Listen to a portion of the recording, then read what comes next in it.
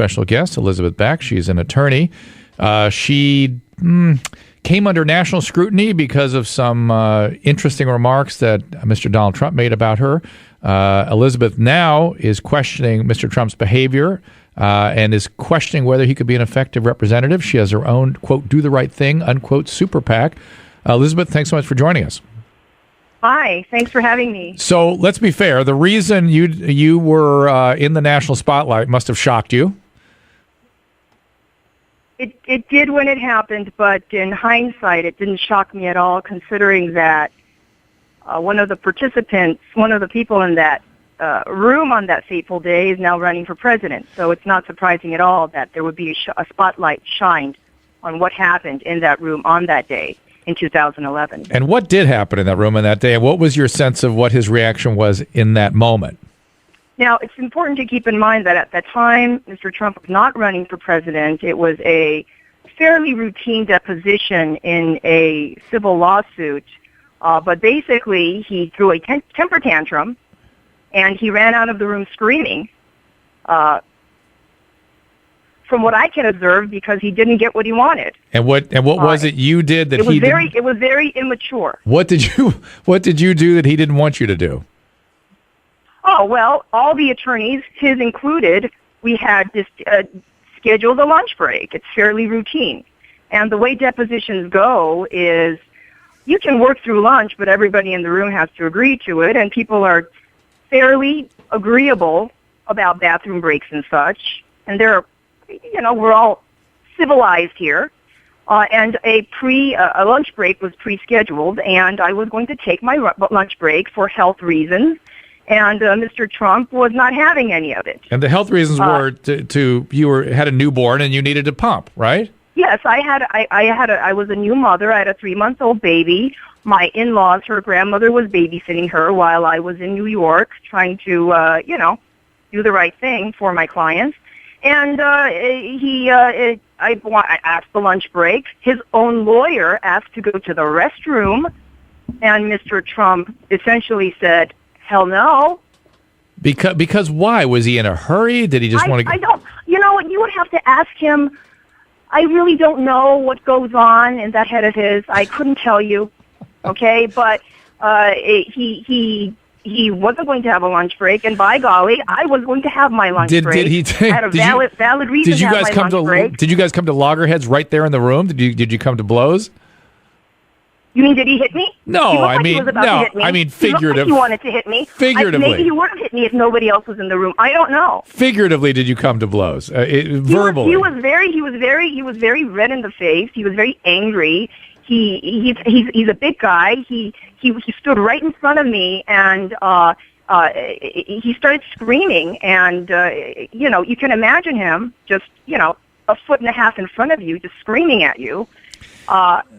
It's funny, as a clinician, I got to say, if he wanted to assail you, I mean, you have to, there's certain, you have to urinate, you have to pump, you have to do these biological things.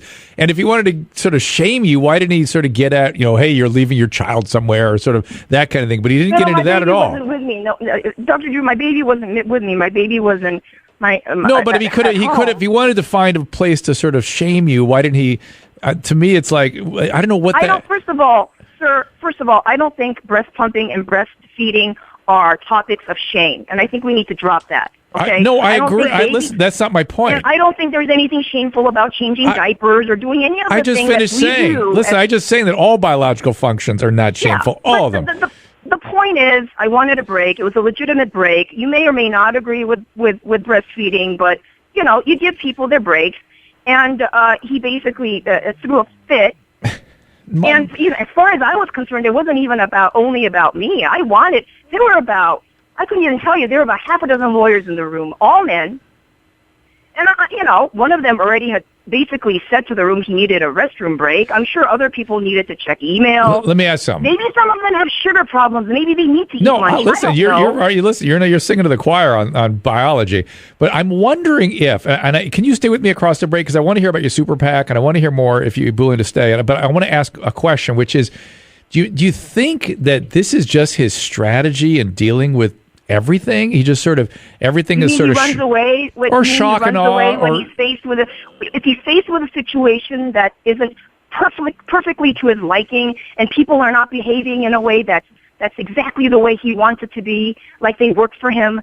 Then he just runs out of the room screaming. Is this the way he approaches life? I don't know. Because his approach all seems like he's got this style of he calls it negotiating, and I'm wondering if that's his quote style. My Dr. Drew, I have 2 children. My eldest is now 4. I had another baby. She's now 2. And they try to negotiate with me, okay? Yeah. They scream. They throw tantrums. Sometimes they win.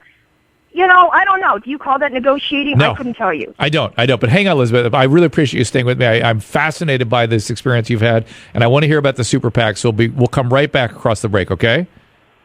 You go with that?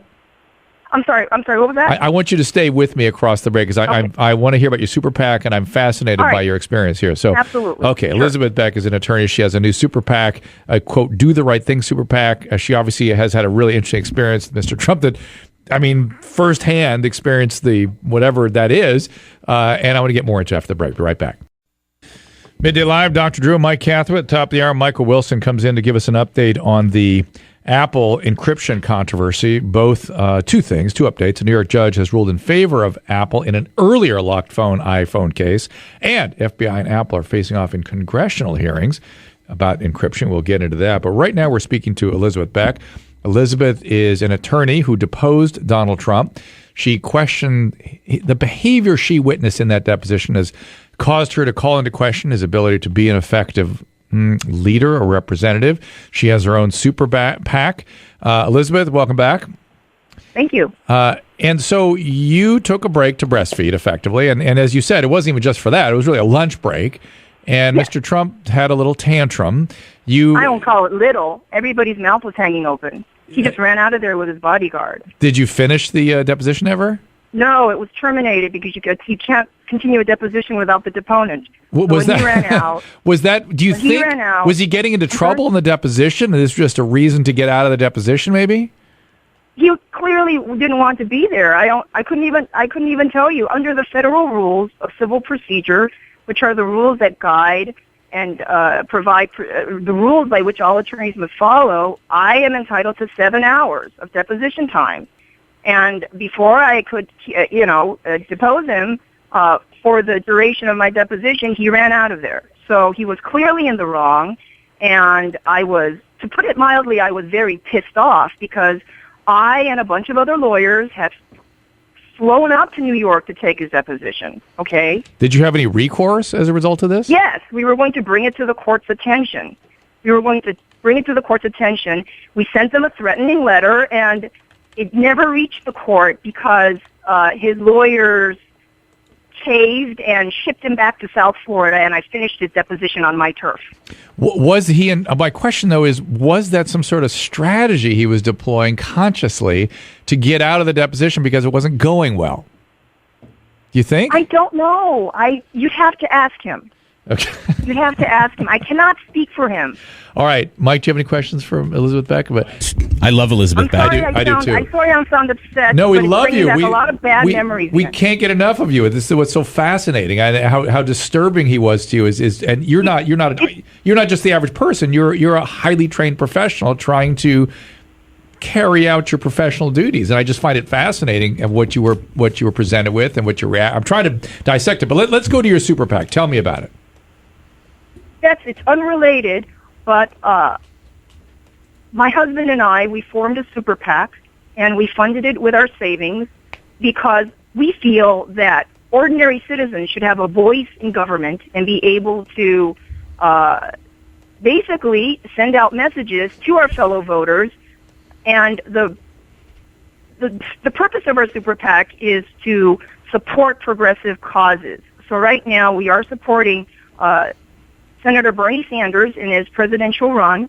We do believe that he espouses the best policies to implement our vision of what can help our country. And basically, to me, what progressive causes mean is that right-wing, left-wing, moderate, it's all mumbo-jumbo. We are all the same. We all have the same hopes and the same dreams and the same fears, and we all want the same for our family. So if we all just follow on that premise, we can all succeed together. You know what? I think that is a delightful, frankly, position, because it's something I've always said, which is to look at us all as somehow you're dumb, or you're something, you're evil if you have a different position. No, we all want the same thing. We're just we're none of us are sure how to get there, and that's where we disagree. That's where the disagreement. It's not where we want to go. It's how we get there that all of our conflicts come in on. So I appreciate you saying that, Elizabeth. Is there a website or something people can go to if they want to get more information? Yes. If you would like to know more about our super PAC, please go to www.dotherightthingpac.org, and PAC is spelled PAC. And please, I invite you to go to the About page at www.dotherightthingpac.org to read a little about what inspired my husband Jared and myself to start up the super PAC and what our goals are. So. All right, listen, I hope my listeners go your direction. One last question. Yes. Ms. Beck, did he at all mention the KKK during that deposition? Well, I'm sorry? Never mind. Don't worry about it. Trump's got joke. his butt in a sling a little bit about the KKK. And Did I Mike miss a joke? Yeah. It wasn't a very good one. There's a lot of background noise here. It's okay. Listen, Elizabeth, thank you so much for joining. I appreciate it. Really fascinating stuff, and I appreciate you being open and honest about this. Take care now. Good luck with the super PAC. Thank you very much for having me. Thank you. Bye.